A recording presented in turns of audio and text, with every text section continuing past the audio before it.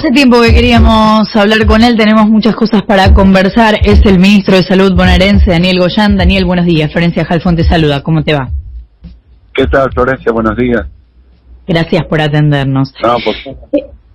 Ayer el presidente hacía una diferencia respecto del panorama de contagios, si bien estamos en un pico muy alto, respecto de ciudad y provincia de Buenos Aires, y marcaba que para él la diferencia en que hayan subido más o bajado menos, digamos, los contagios en Ciudad de Buenos Aires que en provincia, tenía que ver con la presencialidad de las clases. ¿Coincidís con esta mirada? Sí, claramente, después de todos los estudios que hemos visto y analizados, que son muchísimos, claramente la presencialidad y el movimiento de chicos ir y vuelta a la escuela, como cualquier otra actividad que mueva gente, puede aumentar la cantidad de contagios. Entonces, decir que una actividad no lo produce, cuando con toda la evidencia que hay que sí lo produce, y de hecho, incluso diciendo con lo que planteó el ministro de la ciudad que ayer, que dijo que era abrumadora la evidencia de que no producía contagios, y la verdad es que, bueno, que la muestre cuál es la abrumadora, porque nosotros sí tenemos nuestros científicos, los expertos nacionales e internacionales, con abrumadora y experiencia de otros países, ¿no? Con abrumadora, ahí sí, abrumadora evidencia de que aumentan los contagios, y sería bueno en tal caso formar una mesa, ¿no? Es decir, de expertos, a ver cuán abrumadora es una evidencia y la otra, que claramente produce. Ahora, obviamente que no es la única situación que produce un aumento, pero claramente la existencia de más movimiento y viendo cómo se rompen las burbujas a diario en las escuelas donde hay presencialidad, nos da la pauta de que sí sucede. Y después, uno ve, por ejemplo, los colectivos, los micros de la Ciudad de Buenos Aires, en donde hay escuelas, a la hora de entrada, la enorme cantidad de chicos que suben y bajan de los colectivos a la hora de entrar y salir a la escuela, pero enorme, bajan de a 20, 30. Entonces, esto de salir a decir que no, que es por cercanía, que van caminando, que los llevan en auto, es desconocer una realidad para hacerla funcional a una argumentación que no es tal. Ahora, Daniel, me pongo en abogada del diablo porque uno escucha los argumentos a favor y en contra de la presencialidad escolar y da la sensación de que incluso mundialmente existen argumentos, papers, científicos que hablan al respecto y se pronuncian de los dos lados, digamos. Quiero decir, ¿podemos sostener que hay abrumadora evidencia para defender una cosa u otra, o podemos decir que hay una discusión mundial que no está saldada? Nosotros, obviamente que todo es cuestionable y bienvenida a todas las investigaciones, pero cuando vamos a los hechos y vemos lo que sucedió claramente en países muy organizados socialmente como es Israel, o países como Estados Unidos, la ciudad de Nueva York, a la cual hemos seguido muchísimo, y escuchar que estuvieron abiertas las aulas de Nueva York realmente no se ajusta a la verdad. No estuvieron abiertas, fueron y vinieron un montón de veces, y en Alemania estableciendo ese límite muy, muy estricto de 165 cada 100.000 habitantes contagios para cerrar la presencialidad. No es porque sí, obviamente sociedades que están muy organizadas, que vieron que cuando se da ese número, una de las situaciones que más aumentan los contagios son las escuelas. Es decir, hay mucha más información y información referida a investigaciones y a la cuestión práctica, a lo que sucedió prácticamente en esos países donde abrieron de golpe las escuelas y tuvieron que cerrar 3 veces, como en Israel, fuertemente, porque les producía un aumento fuerte de los casos. Ahora, digo, hay un principio en salud básico que se llama el principio precautorio. Digamos, uno no tiene que jugar a que o apostar, digamos, de que el escenario ante la duda va a ser el más benigno. Siempre tiene que pensar que el escenario la hipótesis peor, porque cuando el escenario es trabajo sobre el escenario más benigno, si me equivoco, ante la duda, los resultados se pagan en muertes, se pagan en contagios, se pagan en una serie de trastornos. Entonces, nosotros queremos que las escuelas estén abiertas, sí, todos queremos. Se estableció un número, ese número es bastante más relajado, más permisivo que en otros países, 500 cada 100.000 habitantes, con lo cual, si los números dan y en los lugares que den, abrimos las escuelas. El tema es no jugar con fuego. Daniel, estábamos contando hace un rato que en este momento el país tiene más de 8 millones de personas vacunadas, por lo menos con una dosis, y cerca de 2 millones vacunadas con 2 dosis dentro de esas 8 millones. Sabemos que la búsqueda ahora para los próximos meses, idealmente antes del invierno, es que toda la población objetivo tenga al menos una dosis. Después, ¿cuál es la idea? ¿Cómo se pretende avanzar? ¿Qué sería, por ejemplo, llegar a esa instancia donde, como están ahora en Estados Unidos, empiezan a sacarse los barbijos en lugares incluso cerrados? ¿Qué tendría que pasar en la Argentina para llegar a eso? Y tenemos que estar en un nivel de vacunación aproximado a lo que lograron esos países, 60, 70%. ¿Con una dosis o con las dos? Mínimo con una dosis. Y el objetivo de la segunda dosis, creo yo, que se va a ir consolidando en la medida que pase el segundo semestre, pero lo importante es que el primer semestre, sí que vamos a terminar en julio, ya tengamos una cantidad suficiente de vacunados, que si bien no sea ese porcentaje, de ese porcentaje sean los que tienen más riesgo. Por eso estamos decidiendo mucho, ahora, más que avanzar por grupos de riesgo y por edades, empezar siempre primero por el grupo de edades, primero los que tienen comorbilidades de ese grupo de edades. Se completa eso y se continúa con el resto.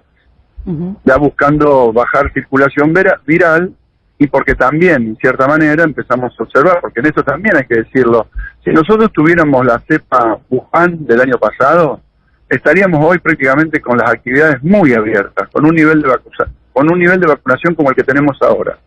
Lo que nos corrió el arco del virus fue la variante nueva, que tuvimos esa curva tremenda, ascendente, mucho más contagiosa y mucho más agresiva, y en jóvenes más agresiva.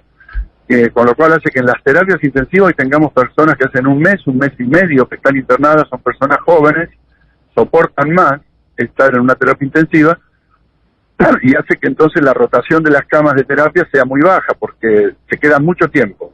Y ojalá que gran parte de esa gente que hoy está internada, esos pacientes, salgan bien, ¿no? Salgan con vida, porque si es lo que vemos hoy por hoy, la gran mayoría de los que egresan, lamentablemente, por fallecimiento. Entonces, vacunando mucho, y como vamos a estar vacunando, que ya estamos en un nivel interesante, pero a partir de la semana que viene empiezan a llegar, solo en la provincia de Buenos Aires vamos a tener casi como 3 millones de dosis disponibles como para seguir vacunando. Nosotros tenemos una capacidad de vacunar 120.000 por día, ya lo hemos hecho, hemos vacunado 105.000 y todavía había capacidad por día. Es decir, que con esta disponibilidad de vacunas entre primeras y segundas dosis, privilegiando siempre la primera y completando los esquemas de la segunda, cuando hayan transcurrido los 3 meses en el caso de la AstraZeneca, con ese trabajo, en un mes y medio, 2 meses, nosotros podemos estar, no sé si al 60, pero muy cerca. Hola, Daniel, ¿qué tal? Nico Fiorentino te saluda. Me quiero agarrar de eso porque estoy tratando de ver si puedo ponerme en positivo. ¿Hay alguna proyección, siempre y cuando sabemos que dependemos mucho de cómo sea la proveeduría de vacunas, pero ¿tienen en la provincia hecha alguna proyección más a mediano o largo plazo de cómo seguiría? Digo, si van a seguir, por ejemplo, por tipo de actividades. Sabemos que hay demanda desde, no sé, de personas de transporte a personas que trabajan en merenderos o en lugares donde le dan de comer a chicos. Digo, te reformulo la pregunta, digo, ¿tiene una proyección hasta cuándo llegarían a la vacuna de un varón sin prevalentes de 25 años, por ejemplo? Y eso va a ser en el último trimestre. Los menores de año que no tengamos que no tengan ninguna enfermedad prevalente, vamos a hablar de 18 a 40, por ejemplo, van a ser los últimos. Claro. Probablemente estén llegando para septiembre. Pero les quiero decir una cosa. Sí. En la provincia de Buenos Aires, ya todos los mayores de 40 años se pueden estar vacunando, aquellos que tengan comorbilidades. Por eso, ¿por qué? Y son muchos. Fíjense que si ustedes... Sí, es que lo contamos justo antes de hablar con vos, lo contó Florencia. Pero claro, porque nosotros los otros días, los choferes de colectivo o cualquier otro grupo, ya se pueden estar anotando aquellos que son o que tienen sobrepeso, obesidad, o que tienen problemas pulmonares crónicos, o que tienen problemas cardiovasculares, entre los cuales la hipertensión o la diabetes. Esos grupos poblacionales, per se, en la sociedad, ya en un grupo como pueden ser los colectiveros mayores de 40, debemos estar en un 25 o 30%.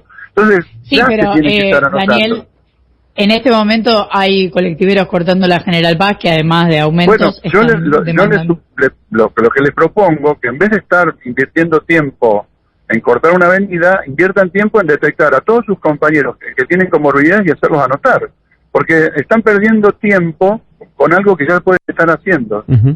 Daniel, te quiero llevar a otro lado. Recién marcabas que este límite que se estableció por ahora por decreto, ahora está propuesto en una ley, de llevar a ciudades o a provincias, depende de la magnitud, a estado de alarma epidemiológica recién a partir de 500 casos cada 100.000 habitantes después de 14 días. Es un límite alto, lo cual efectivamente lo es, duplica y en algunos casos triplica los que se impusieron en algunos otros lugares del mundo. La pregunta es, teniendo la posibilidad de hacerlo, que la provincia lo tiene, porque lo que marca el decreto y lo que va a marcar la ley es un piso, ¿evalúa la provincia de Buenos Aires, teniendo en cuenta que con las medidas hasta ahora los casos se amesetaron, pero en niveles altísimos? ¿Evalúa la provincia de Buenos Aires modificar estas condiciones y ponerlas un poco más rigurosas? Miren, el virus te va poniendo los límites de lo que tenés que hacer o de lo que no tenés que hacer, de lo que podés hacer o lo que no podés hacer. Porque en estos momentos, si bien se amesetó y tiene un levísimo crecimiento esta semana en el AMBA, es decir, esta semana los casos en el AMBA comparados con la semana anterior tienen un muy leve crecimiento, pero creció, dejó de bajar y empezó a crecer, muy leve, pero ahora la gran cantidad de casos que aumentaron fueron en el interior de la provincia. Y entonces permanentemente nos llaman los intendentes, independientemente incluso de qué color político, salvo algunos que por ahí son un poco más jugados.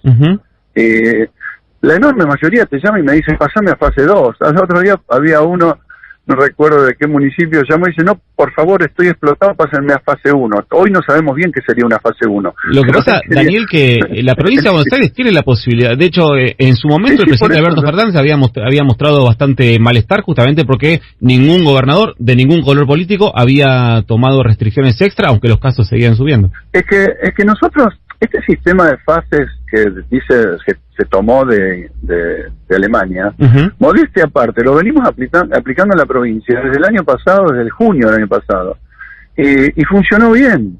Era con un poco menos de casos que lo que de 500, no recuerdo si era 200 o 300, pero era con un poco menos de casos.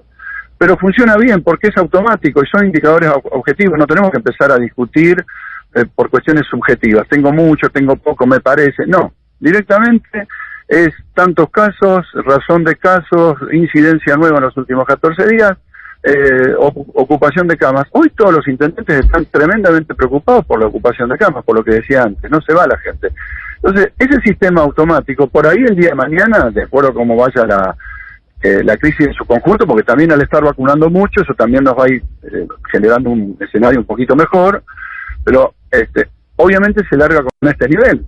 Básicamente, si este nivel vemos que es un nivel alto, todo se puede discutir. No es para vender un título que después dice Goyán, dice que no, es para decir que en una pandemia en donde el virus te cambia el arco permanentemente, vos no hay nada escrito en piedra que vos puedas decir, bueno, esto lo voy a usar por un año. Entonces, hoy tenemos estos números, nos vamos a manejar con estos números y iremos viendo. Daniel, al margen de las diferencias de criterio que hay con el Ministerio de la Ciudad de Buenos Aires y creo que desde el año pasado, con muchas de las decisiones que se fueron tomando, hay diferencia de criterios, y obviamente desde la gobernación y la jefatura de gobierno también. Y hoy me imagino que los equipos, igual en esta idea del AMBA como único lugar, los equipos técnicos me imagino que se hablarán seguido. Ahora, vos, ¿te hablás seguido con Fernán Quirós? Seguido no, pero tenemos comunicación. En algunos ratos más fluida, en otros menos fluida, pero sí que nos hablamos. Y la verdad es que cuando abren las líneas técnicas de trabajo, off the record, cuando hay como una diferencia muy grande entre lo que después se comunica como políticas de salud y políticas vinculadas a la pandemia del lado de la ciudad. Digamos, yo he observado montones de veces que la percepción de los técnicos es una, pero que luego, y esto no nos pasa solo con el gobierno de la ciudad, también con algunos intendentes, en donde cuando hablamos mano a mano está todo bien, les llevamos equipamiento, los ayudamos, le damos medicamentos cuando obviamente podemos, porque nosotros tenemos 80 hospitales, y cuando podemos y necesitan estar en una urgencia le pasamos medicamentos, le conseguimos a veces líneas para que cuando le faltan medicamentos le conseguimos líneas de proveedores, equipamiento, bueno, ni hablar, lo hemos llevado equipamiento, y tenemos un muy buen diálogo cuando hablamos off the record y por teléfono o cuando visitamos los municipios. Ahora después, evidentemente hay como una tensión política, vinculada a la política, de una necesidad de, por un lado creo yo, dar respuesta a un electorado que demanda determinadas cosas, y por el otro lado a lo que instalan algunos medios de prensa grandes, y por el otro lado el hecho de que ya están viendo que están en campaña electoral y quieren sacar provecho de la crisis de la pandemia. Entonces uno se encuentra que públicamente dice la economía estuvo mal el año pasado, el 2020, como que no hubo pandemia, ¿no? Es decir, es una cosa que obviamente no correspondería ser. Hoy tenemos que estar todos juntos, unidos contra la pandemia, después, bueno, veremos. Es medio ingenuo decirlo, claramente, pero está pasando eso. Daniel, están sacando provecho político de una pandemia que ha azotado al mundo. Daniel, la última de mi parte, ¿va a comprar vacunas la provincia de Buenos Aires? La vacuna, bueno, la provincia de Buenos Aires ha participado de varios de los procesos más conocidos, el del Sputnik. La provincia de Buenos Aires hasta ahora siempre ha traspasado todos esos contactos y esos avances, como lo dijo el presidente hace poquito en un acto, todas esas ventanitas que se abrieron se las pasamos a Nación. Nación actuó porque nosotros actuó para todo el país, porque nosotros consideramos que sería injusto que una provincia compre para su provincia y la de al lado no tenga. Sí, la Nación puede tener. Ahora después seguramente se va a pasar a una etapa de mayor cantidad de vacunas, y bueno, la provincia de Buenos Aires deja abierta la puerta, y por eso estamos presentando este proyecto de ley, por si hiciera falta, porque si no, no tenemos un proceso administrativo que nos permita, bajo los condicionamientos que ponen los laboratorios internacionales, comprar de esta manera, si hiciera falta. Pero básicamente el gobernador lo ha dicho claramente, si nosotros conseguimos vacunas en general, siempre pensamos en entregarlas a Nación para que las distribuya equitativamente en todo el país. Daniel, cierro, pero no quiero dejar de consultarte esto, te pido breve porque nos tenemos que ir, sí. Pero ¿qué sensación te provoca que Carrió diga públicamente que decidió no vacunarse con la Sputnik aunque le llegó el turno? ¿Qué sé yo ya no sé, porque también ¿sabes qué sucede? Acá nosotros tenemos varios médicos y médicas fallecidas por no querer ponerse la vacuna, y algunos por no querer ponerse la Sputnik. Y fallecieron de 51 años, de 65 años, de 62 años. Y digo, son médicos. Y no querían ponerse el Sputnik, no, realmente incomprensible. Así que si lo dice un médico, que lo diga Carrió, que es una persona que no tiene conocimiento científico más específico. No, es que me parece que no es que cuestiona la efectividad de la vacuna, sino que dice que no quiere una vacuna que viene de un gobierno totalitario, así lo plantea. Bueno, a ver, ya progresamos, porque de ser veneno, ahora no quiere... Claro, hicimos un progreso interesante. Antes era veneno, ahora que viene de un progreso... De hecho dijo que sabe que la Sputnik es muy buena. Claro, bueno, por eso digo, progresamos muchísimo, porque de veneno está muy bien que reconozca ahora que es buena. Ahora, si ella no se la quiere poner porque viene de un país totalitario, y bueno, qué sé yo, qué te digo, es Carrión. Daniel Goyan, ministro de Salud de la provincia de Buenos Aires, muchísimas gracias por habernos atendido. No, por favor, gracias a ustedes.